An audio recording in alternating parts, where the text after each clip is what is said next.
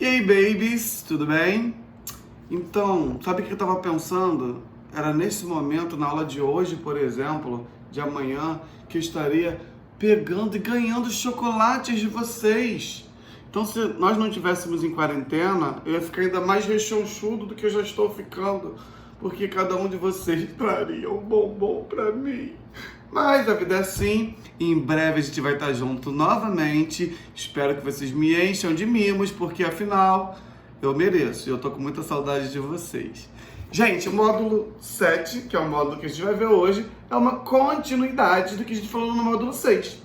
No módulo 6, vocês lembram? A gente falou da França pré-revolucionária.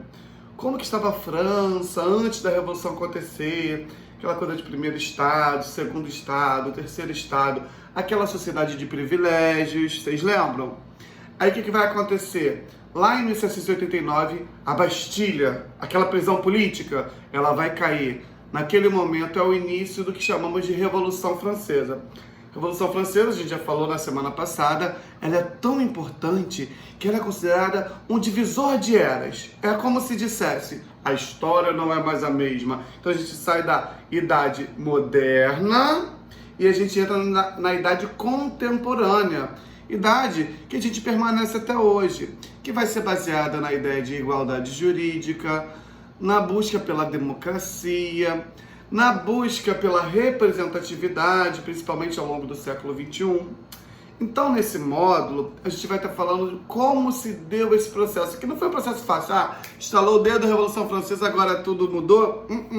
Ocorreram, conflitos e mais conflitos, até entre o próprio terceiro estado. Vocês lembram do terceiro estado? Burgueses, operários, sans-culottes, camponeses, artesãos. Esse terceiro estado, gente, ele era dividido em dois grupos, ó. O grupo dos girondinos, estão vendo aqui? E o grupo dos jacobinos. Esses dois grupos eram os principais. Existia também, segredo aqui entre a gente, um grupo central chamado Pântano. Só que ele tem uma participação minoritária. Agora, esses dois grupos principais, girondinos e jacobinos, por que, qual vai ser a importância deles e da onde vai, qual o legado que eles deixam, para vocês terem uma ideia.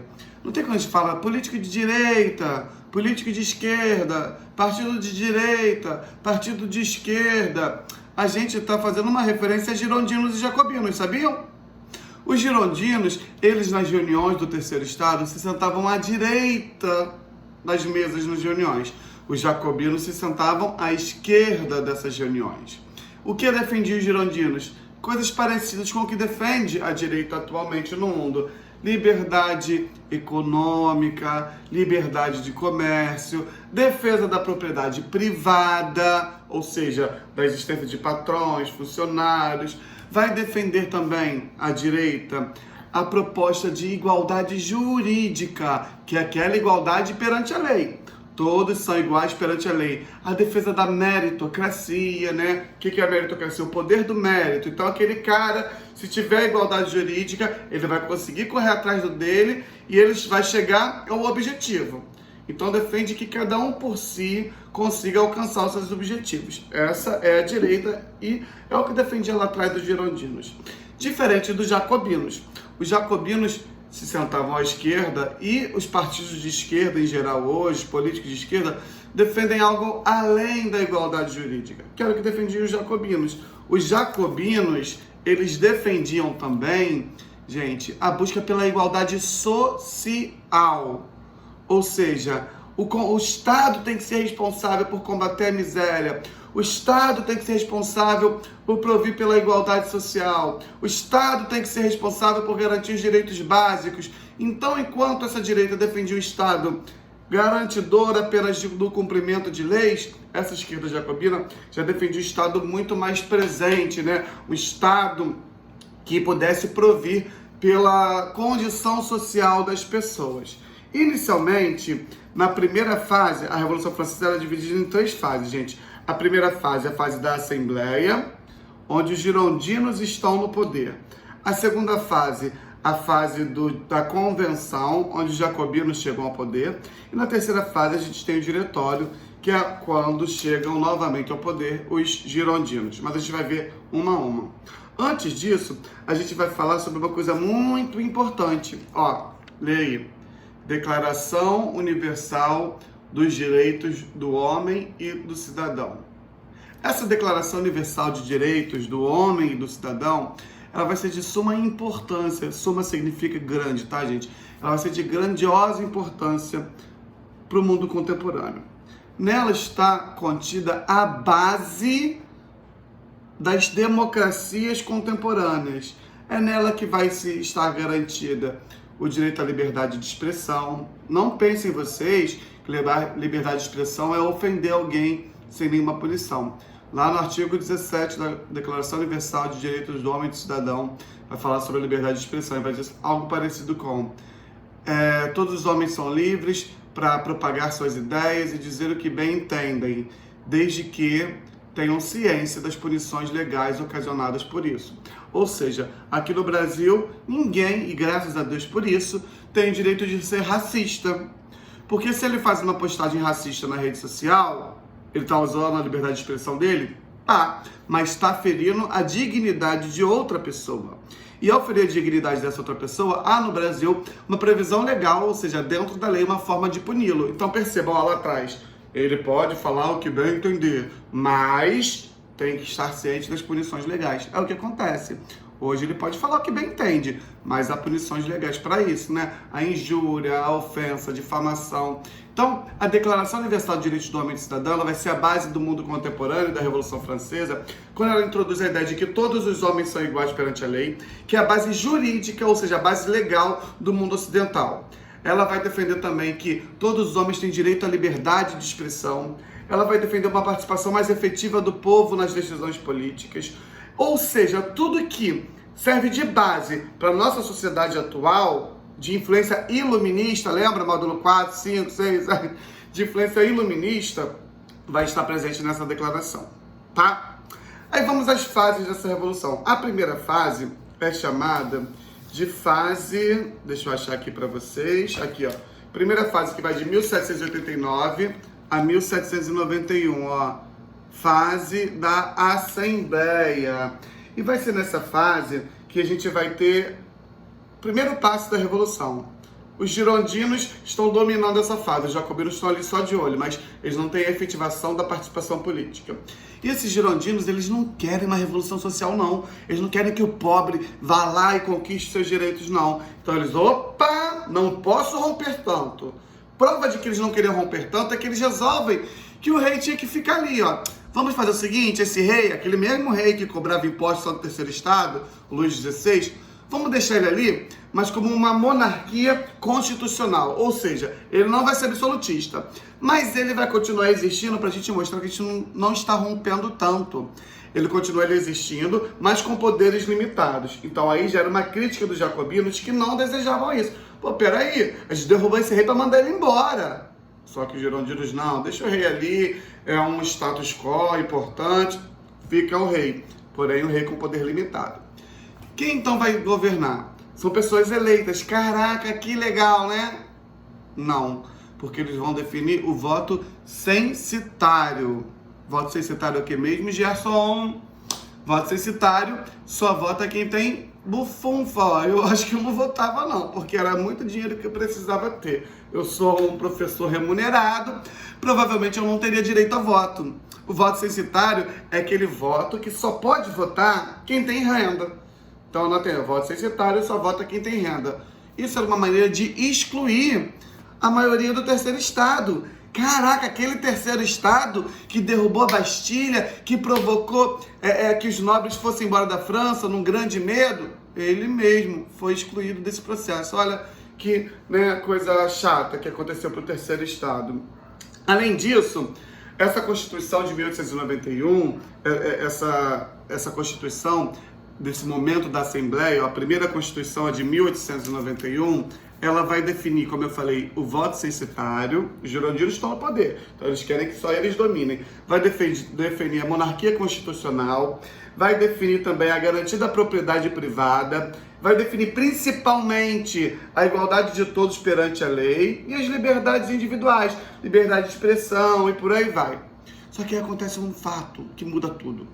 O rei Luís XVI e a sua esposa Maria Antonieta, eles tentam fugir da França. Meu cabelo não tá legal, né, crianças? Eles tentam fugir da França para a Prússia, escondido e disfarçado. O rei se disfarça de mulher, inclusive. Eles tentam fugir para juntar lá com a nobreza prússia, invadir a França e retomar o absolutismo. Ou seja, dar um golpe na Revolução. Os girondinos descobrem isso, os jacobinos também.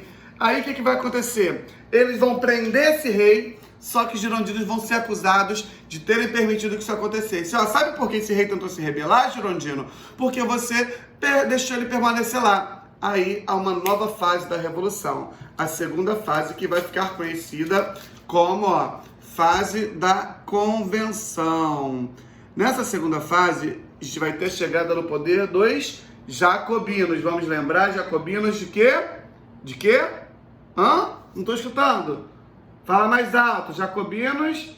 Isso! Esquerda. E o que eles vão fazer imediatamente? Para mostrar que não tinham nenhum compromisso com o rei Luís XVI, eles fazem uma prática que vai se tornar comum nos anos de convenção. Bom, corta a cabeça do rei. O rei é decapitado, ou melhor, guilhotinado. O rei Luís XVI e sua esposa, Maria Antonieta, em praça pública, são guilhotinados. É uma barbárie, né, gente? E essa barbárie, na verdade, ela foi inventada como uma maneira indolor de se executar alguém, ou seja, sem dor. Um médico chamado Guillotin desenvolve essa técnica de você corta a cabeça no estalo, aquela pessoa não sentiu dor. Eu provavelmente teria infartado antes de ser guilhotinado, ou seja, passaria por vários problemas emocionais. Quando chegasse na hora da guilhotina, já era Gerson, então realmente eu não sentiria dor, não pela guilhotina, mas ali já teria tido uma síncope há muito tempo. Porém, naquele momento, a guilhotina era vista como uma forma humana. E também foi uma maneira encontrada de matar de forma igual nobres e não nobres. Se bem que a gente acabou essa ideia de nobreza, né? Mas na monarquia, por exemplo, uma pessoa nobre, se fosse morta, era morta de uma forma diferente de uma pessoa do terceiro estado. Agora não, todos morrem da mesma forma. Se nascem todos iguais, morrem também todos iguais, tá? Além disso, ele vai chegar, os jacobinos, através de um cara chamado, anote esse nome, Robespierre. Robespierre. Vocês que gostam de jogos, procurem assim, Revolução Francesa, Assassin's Creed. No Assassin's Creed, vocês devem conhecer, vai mostrar um trechozinho da parte do jogo que fala de Revolução Francesa. É bem pesado, então assista com o papai e a mamãe do lado, tá? Mas só que é legal para quem gosta de jogo. E Robespierre vai ser esse ditador, ele chega ao poder e se torna um ditador social. Ele vai imediatamente impor a reforma agrária. O que é a reforma agrária? Ele vai tomar a terra de quem tem muito e vai distribuir para quem não tem nada. Reforma no agro, no campo. Então, primeira medida social é a reforma agrária. Uma outra vai ser uma reforma educacional. Ele vai idealizar as primeiras escolas públicas. Ele vai dizer que é a obrigação do Estado dar a toda a população, e não apenas a um privilégio dos ricos, dar a toda a população educação. Então o Estado se compromete a promover o ensino primário em toda a França, durante o período dos jacobinos. Além disso, ele vai instituir também a lei do máximo, ou lei dos máximos preços, que o nome já diz, ela instituía preços máximos para produtos básicos, pão, aluguéis, carne. Então, nenhum produto poderia passar do que foi tabelado na lei dos máximos. Era uma maneira de você impor a contenção da inflação, garantir que aquela pessoa mais pobre tivesse condições financeiras de comprar esses alimentos básicos. Esse período, gente, vai ficar conhecido como o período do terror, tá? A República do Robespierre vai caçar a oposição. Só em 2 anos, cerca de 2 anos, 30 mil pessoas são guilhotinadas 30 mil pessoas ao todo são guilhotinadas só em Paris. Calculem isso aí, ó. Dividam 30 mil por 730, né, que é mais ou menos o que dá, 730 não, Gerson, 350, 715, 730, que dá 2 anos. Dividam isso, olha quantas pessoas por dia eram guilhotinadas. Então, ele vai perseguir extremamente a oposição. Vai ser instituído na França, ele chama de Comitê da Salvação Pública. É instituída uma lei chamada Lei dos Suspeitos. Todo mundo que era considerado suspeito era levado para o Comitê da Salvação Pública, suspeito de conspirar contra a Revolução, de tentar derrubar os jacobinos, e lá eles eram guilhotinados. Ele vai instituir também a Constituição de 1793. Essa Constituição de 1793, ela vai instituir algumas coisas, como, por exemplo, a República passa a ser um sistema de governo e não mais a monarquia constitucional. Além disso, o sufrágio universal, ou seja, direito de voto universal instituído, não é mais aquele negócio de voto censitário, agora todos podem votar. Além disso, é promovida uma reforma agrária, ou seja, mais uma vez, agora colocado na Constituição, as terras do campo são distribuídas. É proibida nas colônias francesas a escravidão. Todos os homens não são iguais, então Robespierre determina que não pode mais haver escravo em colônia alguma francesa. No Haiti, nas Guianas, na Costa do Marfim, nenhum lugar pode ter escravidão. E também ele vai promover reformas militares. A partir dos jacobinos, vai chegar aos patentes altas do comando das forças militares aquele cara que tiver um mérito. Não vai ser mais por questão de riqueza ou por questão de afinidade com os chefes, não. Se ele for bom, ele vai subir de cargo. Só que, ao mesmo tempo em que essas mídias sociais eram boas para o povo, havia uma perseguição, gente. Ó, segredo, ditadura nunca é legal. De esquerda, de direita, de centro, nunca é legal um sistema de governo em que as pessoas não têm direito de manifestar seus pensamentos. E é isso que vai acontecer. Embora tenha tido avanços na esquerda, Robespierre se torna um ditador. Isso vai enfraquecer o poder dele, a ponto de, quando ele mata o seu melhor amigo, um cara chamado Danton. Danton foi o braço direito da Revolução, junto com ele, jacobina. E o Danton começa a falar, cara, você está indo longe demais, ó, não concordo com isso não. O que acontece com o Danton? É levado para a guilhotina. Aquilo ali assusta o povo francês, assusta os próprios jacobinos que abandonam Robespierre. Ele fica isolado, conspiram contra ele, ele é preso, adivinha o que acontece com ele, que o guilhotin? São levados para a guilhotina. Acaba o governo do Robespierre e se inicia uma nova fase, que vai ficar conhecida como a fase do diretório. A fase do diretório vai acontecer entre os anos de 1795 e 1799. Quem vai ser o líder? Qual grupo? Os girondinos, que vão voltar ao poder. E o que eles vão fazer? Vão anular as medidas sociais jacobinas. Anula a lei do máximo, anula a reforma agrária, permite novamente a escravidão na colônia, vai restabelecer o voto censitário, acabar com o voto universal, só vota novamente quem tem renda. E o que vai acontecer com esse governo do diretório? Vai começar a ser enfraquecido. Perde o apoio social, novas greves, novos motins vão acontecer. Mas aí é assunto para a próxima aula, que a gente vai estar falando sobre Napoleão. Vai ser no diretório que vai surgir ali, lá no final do diretório, um cara que vai ficar muito conhecido na história, o Napoleão Bonaparte. Beleza? Meus amores, façam o exercício do módulo 7, tá? Todos eles, e um beijo. Love you, my friends.